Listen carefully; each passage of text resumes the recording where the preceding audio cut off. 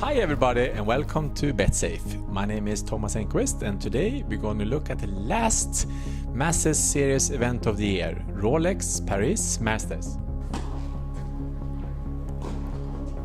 Yes, hello and welcome everyone. And Thomas, it's also the last tournament of the year before the ATP final in London.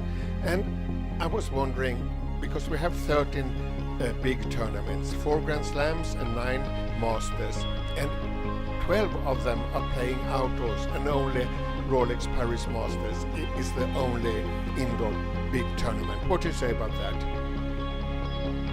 Yes, you're right, Jonas. But I have to say that a lot of important matches are actually played indoors these days because of the Grand Slam. All of them have the roof now, except Roland Garros, who doesn't. So we see a lot of indoor tennis anyway, actually, during the Grand Slams. At least a couple of days usually get rained out, and we have seen important matches. Even Grand Slam finals has played indoors in the past. So I think it would have been nice to see maybe one more big event inside. Maybe it would be nice to see one of the Masters Series event, another one be played inside. But at the same time, I think that tennis for me is an outside sport in a way. Even though that most of the big arenas these days actually have a roof that you can close if it gets rained. So yeah, and if we look at the ATP Tour, I think it's almost 50 outdoor tournaments and approximately 15 indoor tournaments, and most of the players, they have more titles outdoors than indoors. But not you, Thomas, you have 11 indoor titles and 8 outdoor titles.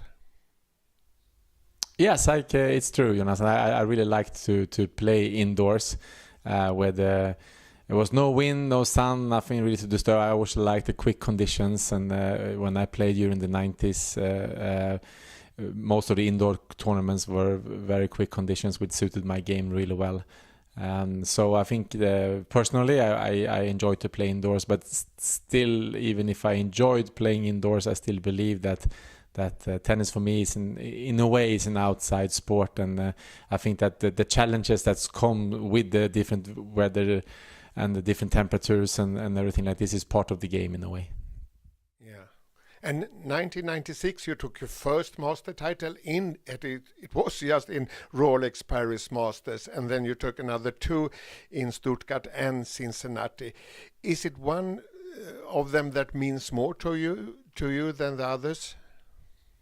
It's always difficult to say, but for sure that the first one in Paris, in Bercy, when I won, I beat Kafelnikov there in the final. I remember it was a very big moment for me in my career, and I love that place. It's a fantastic arena. It's 15,000 people, and as always in Paris, the crowd is very enthusiastic, and I have great memories from that tournament. And at the same time in Stuttgart, you defeated 4 top 10 players in the row: Kirten, Rios, Agassi, and Krajicek. Was it in that way? Was that title in that way worth more than the Paris title or that one in Cincinnati? It's true that if you look at the on the ranking of the players when I won my Masters Series events, the Stuttgart was, like you say, I think I played 4 actually top 10 players in a row, and of course that was also a big win for me. But it's always difficult to compare wins. I mean, when you are lucky enough to win a tournament, you're very excited, very happy, and it doesn't really matter where it happens and who you beat. It's always a very special feeling to lift that trophy and to win a title. So I was lucky enough to do it a few times. So it's always a great pleasure to looking back at it and remember it. Thomas, if we're looking now for Rolex Paris Masters, we can see that Nadal has none title in Paris, and he has only 2 indoor titles, 1 on clay. What do you say about Rafael Nadal as an indoor player? Well, I think that Rafael Nadal can play on any surfaces. Winning Wimbledon twice, so it's nothing in his game, I think, that he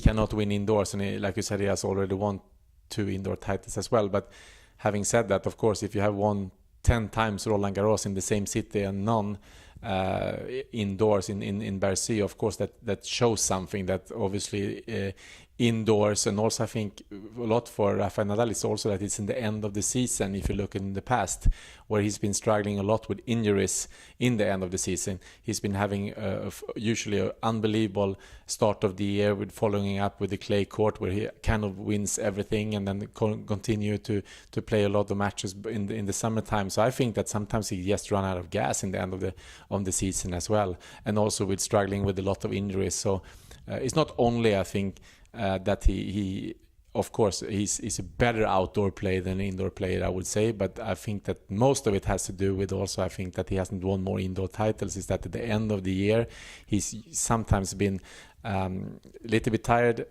physically, and also that he's been struggling with injuries in the end of the season.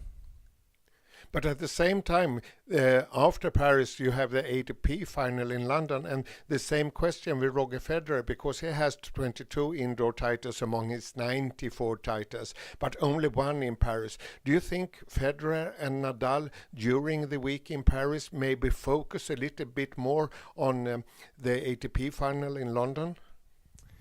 Well, it's a good question. I don't think so, because I would say that I would think that they would really like to have a good event before, the same thing as they like to have good events coming into a Grand Slam, and I think it's the same here. But I think it is an incredible long season in tennis, and I think that obviously this is the last ATP tournament on the calendar before the final of the ATP final. So it's a lot of players who are tired in the end of the season, and you can sometimes see some surprising results. But I think that if you look at Federer, for example, I mean the way he has played this year and the way his body holds up, and also that he took the clay court season off to be able to play well when he can play his best tennis, which is on the fast courts.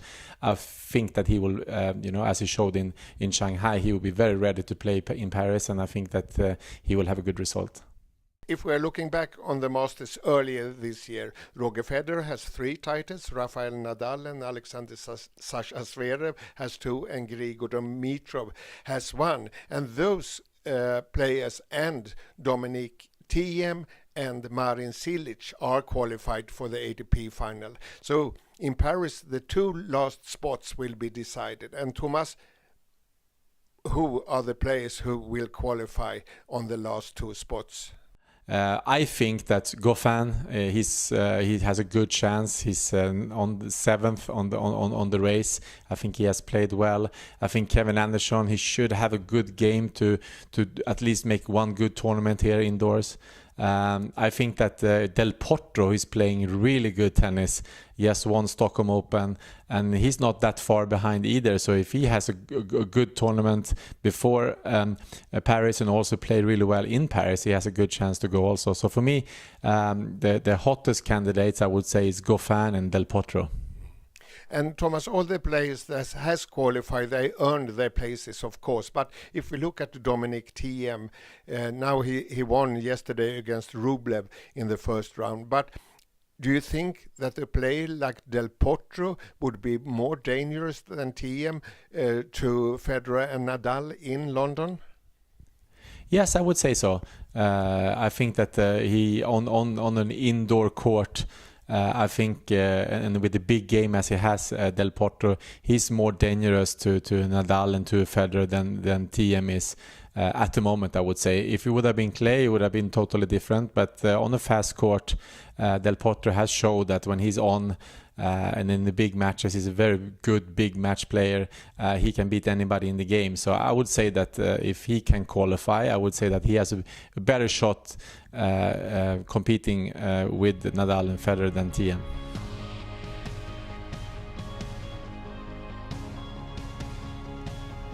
Yes, I mean, we have to start like we kind of have started every tournament he has played so far. After he won the Australian Open, Federer, I mean, he has dominated this year totally. He took the clay court season off, but after that he has just had an incredible year. He just come off fresh of winning Shanghai.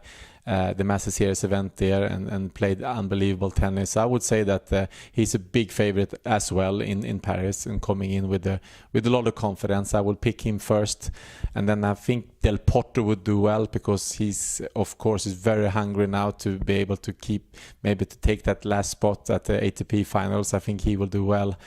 You also have like good indoor players like Tsonga, of course, on the home soil. You have Nadal, obviously, that of course wants to have good indoor matches before the ATP finals. So, but if I have to say one player, I say Federer, and if I haven't say another two players, I would say Del Potro and Nadal. Okay. I also mentioned Marin Cilic in my article because I think after the Wimbledon final, he didn't play the US Open hardcourt season leading up to US Open. So he didn't play that much during a period, and now the last two tournaments in Asia has two semifinals showed good form, and I think he has a lot of energy left in his body and in his head. Do you agree? Yes, I think it's a very good point, Jonas. Cilic is also a very good fast court player. He loves to play indoors, and you're right that he obviously could not play as much as he wanted to after Wimbledon, so he's coming in here pretty fresh in the end of the year, and also played a good two tournaments in Asia, so his confidence is back up. So I think that you're right. I think he will be very dangerous in the last couple of tournaments because also he's already qualified, so you don't have that pressure anymore as well. So absolutely, he can definitely be a dark horse. We are coming back before the ATP final in London. So thank you everyone for watching. Bye bye. Absolutely, and thank you also, Jonas, and it's going to be very exciting here to follow the last couple of tournaments, and then of course we'll be back before the ATP finals. See you soon again. Thank you very much.